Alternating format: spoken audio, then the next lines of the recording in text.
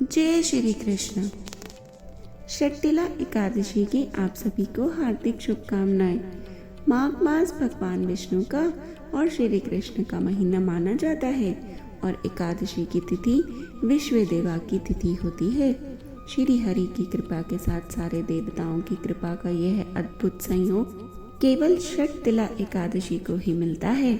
इस दिन दोनों की ही उपासना से मनोकामनाएं पूरी की जा सकती हैं। इस दिन कुंडली के दुर्योग भी नष्ट किए जा सकते हैं। आइए आज जान लेते हैं षटतिला एकादशी का महत्व और उसकी व्रत कथा। वीडियो शुरू करने से पहले कृपया हमारे चैनल को सब्सक्राइब करें, अधिकाधिक शेयर व लाइक करें और कमेंट बॉक्स में अवश्य लिखें जय श्री कृष्ण। षटतिला एकादशी का महत्व। एक समय तालव्य ऋषि ने पुलस्त्य ऋषि से पूछा कि हे महाराज, पृथ्वीलोक में मनुष्य ब्रह्म हत्या आदि महान पाप करते हैं, पराय धन की चोरी तथा दूसरे की उन्नति देखकर ईर्ष्या करते हैं, साथ ही अनेक प्रकार के व्यसनों में भी फंसे रहते हैं, फिर भी उनको नरक प्राप्त नहीं होता। इसका क्या कारण है? वे न जाने कौन सा दान पुण्य करते हैं जिससे उनके पाप नष्ट हो जाते हैं। यह सब कृपया पूर्वक आप मुझसे कहिए। पुलस्त्य मुनि कहने लगे कि हे महाभाग, आपने मुझसे अत्यंत गंभीर प्रश्न पूछा है। इससे संसार के जीवों का अत्यंत भला होगा। इस भेद को ब्रह्मा, विष्णु, रुद्र तथा इंद्र आदि भी नहीं जानते, परंतु मैं आपको यह गुप्त तत्व अवश्य बतलाऊंगा।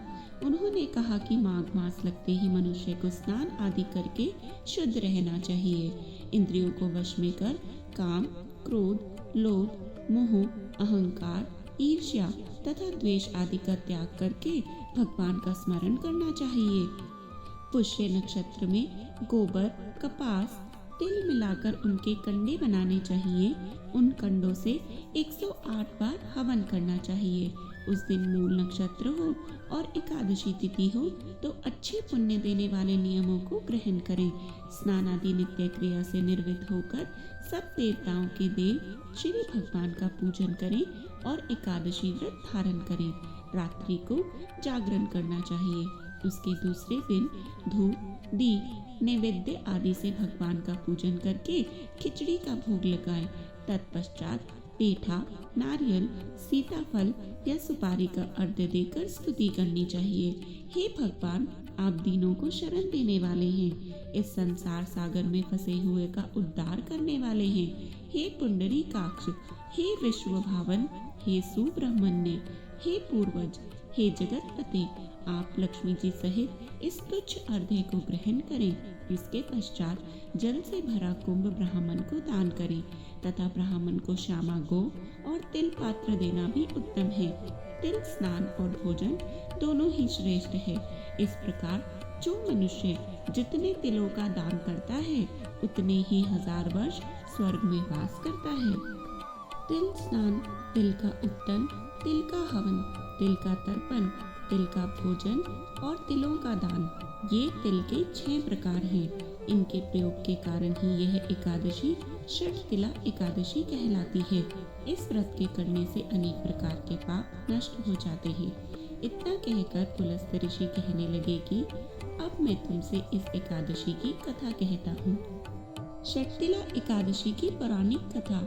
एक समय नारद जी ने भगवान श्री विष्णु से यही प्रश्न किया था और भगवान ने जो षटतिला एकादशी का महात्म्य नारद जी से कहा सो मैं तुमसे कहता हूँ। भगवान ने नारद जी से कहा कि हे नारद, मैं तुमसे सत्य घटना कहता हूँ, ध्यान पूर्वक सुनो। प्राचीन काल में मृत्यु लोक में एक ब्राह्मणी रहती थी। वह सदैव व्रत किया करती थी। एक समय वह 1 मास तक व्रत करती रही। इससे उसका शरीर अत्यंत दुर्बल हो गया। यद्यपि वह अत्यंत बुद्धिमान थी, तथापि उसने कभी देवताओं या ब्राह्मणों के निमित्त अन्न या धन का दान नहीं किया था। इससे मैंने सोचा कि ब्राह्मणी ने व्रत आदि से अपना शरीर शुद्ध कर लिया है, अब इसे विष्णु लोक तो मिल ही जाएगा, परंतु इसने कभी अन्न का दान नहीं किया। इससे इसकी तृप्ति होना कठिन है।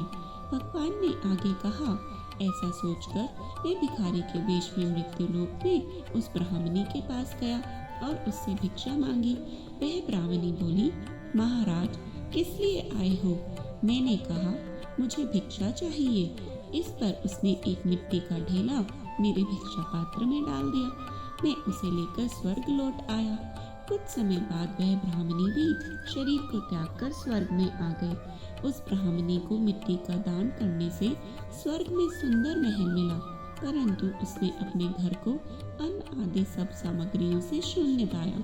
घबराकर वह मेरे पास आई और कहने लगी कि भगवान, मैंने अनेक व्रत आदि से आपकी पूजा की, परंतु फिर भी मेरा घर अन्न आदि सब वस्तुओं से शून्य है।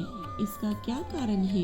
इस पर मैंने कहा, पहले तुम अपने घर जाओ, देव स्त्रियां आएंगी तुम्हें देखने के लिए। पहले उनसे षटतिला एकादशी का पुण्य और विधि सुन लो, तब द्वार खोलना। मेरे ऐसे वचन सुनकर वह अपने घर गई।